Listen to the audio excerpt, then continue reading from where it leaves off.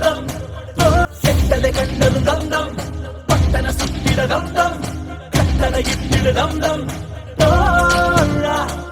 பிறர் துன்பம் தன் துன்பம் போல் எண்ணினார்